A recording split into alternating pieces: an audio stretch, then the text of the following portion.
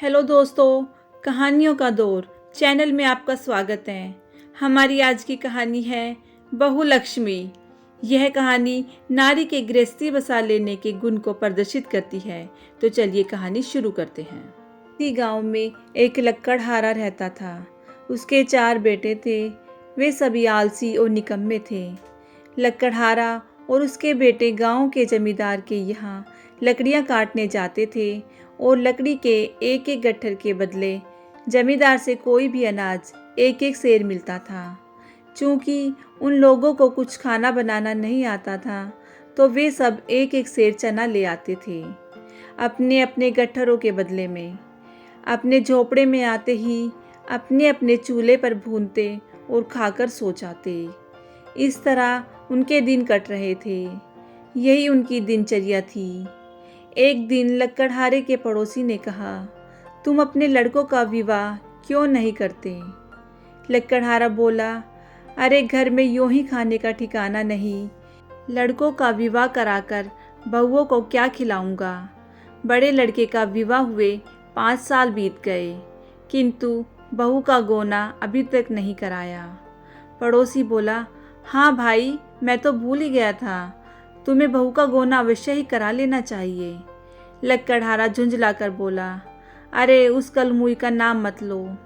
जिस महीने लड़के का विवाह हुआ और बहू मेरे घर आई, तभी मेरी घरवाली चल बसी। अब मैं यहाँ बुलाकर घर का सत्यानाश नहीं कराऊंगा। पड़ोसी ने समझाया कि अरे भाई, मरने जीने पर मनुष्य का क्या वश, तुम्हें अपनी बहू को अवश्य बुला लेना चाहिए। आखिर वो अपने पीहर में कब तक रहेगी? बहू को न बुलाने से तुम्हारी कितनी बदनामी होगी। इसी तरह लोगों ने लक्कड़हारे को बहू का गोना कर लाने को कहा। सबका कहना मान उसने बड़े लड़के को बहू को लिवा लाने के लिए भेज दिया। लड़का बहू को ले आया। बहू को ससुराल को देखकर रोना आ गया कि घर के स्थान पर टूटी फूटी झोपड़ी खड़ी है। वह भिखमंगों का अड्डा जैसा दिखाई देती थी। झोपड़ी में 5 चूल्हे बने थे। घर ने कभी झाड़ू का मुंह तक नहीं देखा था। कहीं चने के छिलके पड़े थे, कहीं कूड़े करकट के ढेर लगे थे। पर उसने अपने भाग्य को नहीं कोसा। वह तुरंत काम में जुट गई।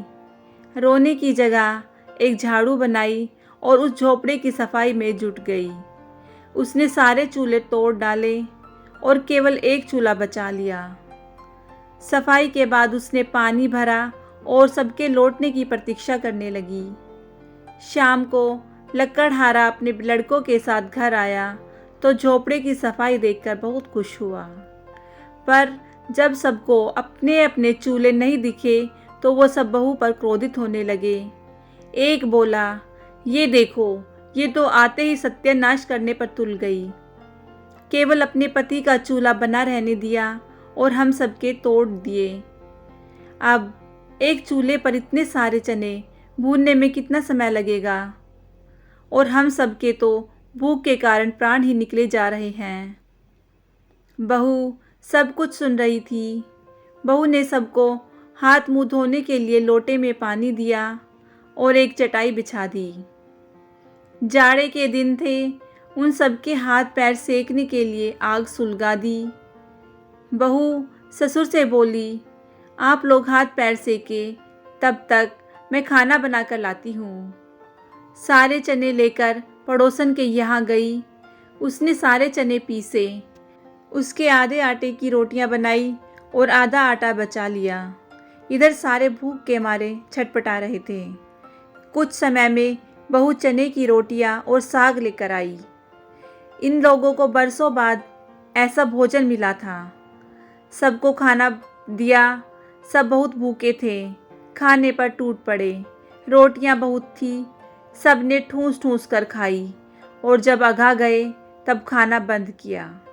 अगले दिन सुबह काम पर जाते समय बहू ने रात की बची हुई रोटी का एक एक टुकड़ा नाश्ते में खाने को दिया।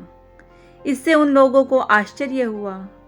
पहले तो वह एक ही शाम सारा चना फाँक लेते, फिर भी उनका पेट नहीं भरता था। अब खाने वाला और बढ़ गया, फिर भी उतने अन्न से सब ने खूब खाया और नाश्ता भी कर लिया। लक्कड़हारा और उसके बेटे बहू की चतुराई पर बहुत खुश हुए। उन्होंने उस लक्ष्मी जैसी बहू की खूब प्रशंसा की। संध्या समय जब सब काम से वापस आए तो उन्हें खाने में रोटी और कढ़ी तैयार मिली। वो सब मुंह हाथ धोकर तुरंत खाने बैठ गए। वे सभी कहने लगे कि ऐसी चतुर बहू को घर में न लाकर इतने वर्षों बेकार ही कष्ट उठाते रहे। अगले दिन लक्कड़हारे जंगल को जाने लगे तो बहू ने कहा, आप सब थोड़ी थोड़ी लकड़ियाँ अपने घर के लिए भी लाएं। वे बहू लक्ष्मी की बात टाल न सके। घर के लिए सभी एक एक छोटा गट्ठर लेते आए।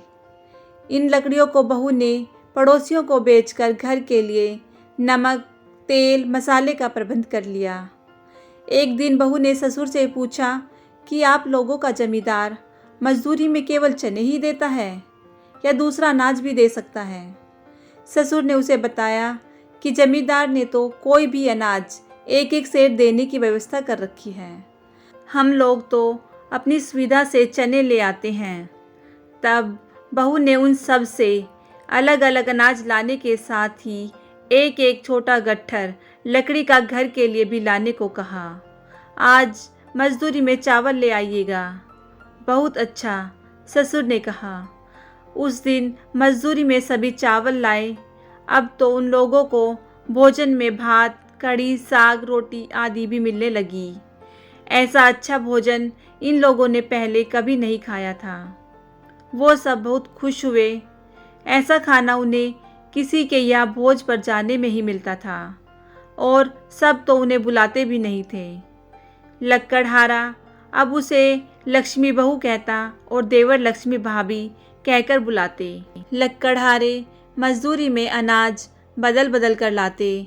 अब उस घर में गेहूँ, चना, दाल तथा गृहस्थी का सभी सामान जुटने लगा। धीरे धीरे बहू ने घर में अनाज की कोठलियाँ बना ली और लकड़ी भी सुरक्षित रखने की व्यवस्था कर ली। उसने मिट्टी के छोटे छोटे बर्तन बना लिए थे। अब उस झोपड़ी में रौनक आ गई थी। कुछ महीनों बाद बहू ने बूढ़े ससुर का मजदूरी पर जाना बंद करवा दिया और उनके लिए गांव में एक छोटी सी किराने की दुकान खुलवा दी। दुकान चल निकली और उससे अच्छी आय होने लगी। अब गांव में उनकी मान प्रतिष्ठा भी बढ़ने लगी। उन्होंने छोटी मोटी जायदाद भी खड़ी कर ली। उनका जीवन आनंदमय हो गया। यह सब बहू लक्ष्मी की चतुराई और मेहनत से हुआ। दोस्तों, यह कहानी हमें सिखाती है पुरुष मेहनत करके अन्न धन अर्जित कर घर में लाता है और स्त्री उस लाए अन्न धन का प्रबंध करती है। एक दरिद्र और उजड़े मकान को समृद्ध परिवार में परिवर्तित कर देती है एक स्त्री। कैसी लगी आपको यह कहानी? मुझे कमेंट करके ज़रूर बताइएगा। अगर अच्छी लगे तो इस कहानी को लाइक, शेयर और मेरे चैनल को सब्सक्राइब कीजिएगा। कहानी सुनने के लिए बहुत बहुत धन्यवाद।